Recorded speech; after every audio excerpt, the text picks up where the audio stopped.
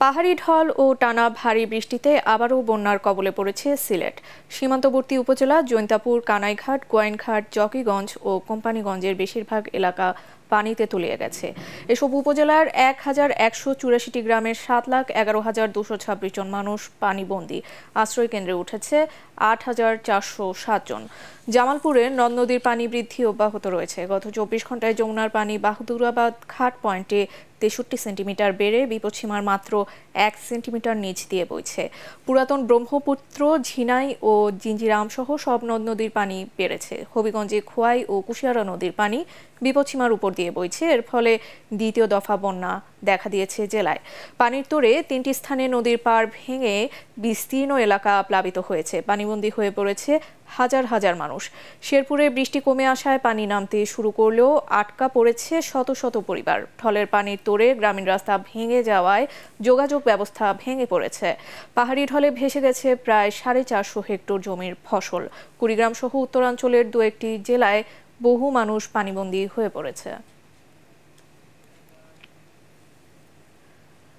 সুনামগঞ্জ থেকে বন্যা পরিস্থিতির খবর জানাচ্ছেন প্রতিনিধি পঙ্কজ দে। আমি যেখানে দাঁড়িয়ে আছি এটি হচ্ছে সুনামগঞ্জ শহরতলির ধারারগাঁও গোদারগাঁও সড়ক। এই সড়কটি এই এলাকার ধারারগাঁও থেকে পূর্বাঞ্চলের যে কয়েকটি গ্রাম, এই গ্রামের বাসিন্দারা এই সড়ক দিয়ে চলাচল করেন। এর ডান পাশে সুরমা নদী।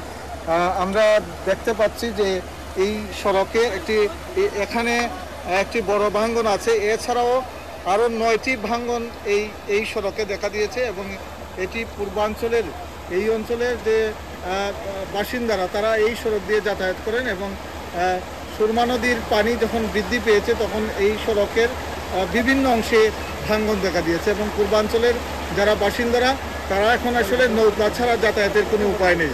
যারা নদীর তীরবর্তী যে বাসিন্দারা আছেন, গ্রামগুলো আছেন, যে নিম্নাঞ্চলের বাসিন্দারা, এই বাসিন্দারা এই ভাঙ্গন দিয়ে পানি ঢুকে তাদেরকে প্লাবিত করছে এবং তারাও পানিবন্দী হয়ে পড়েছেন।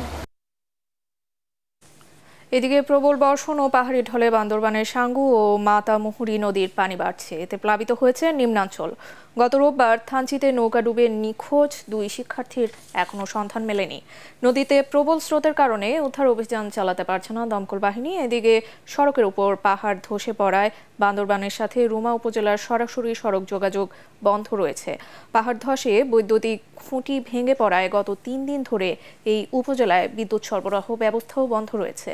ভারী বৃষ্টির কারণে পাহাড় ধসে প্রাণহানির আশঙ্কা করা হচ্ছে। পাহাড়ের পাদদেশ থেকে লোকজনদের সরে যেতে মাইকিং করা হচ্ছে প্রশাসনের পক্ষ থেকে।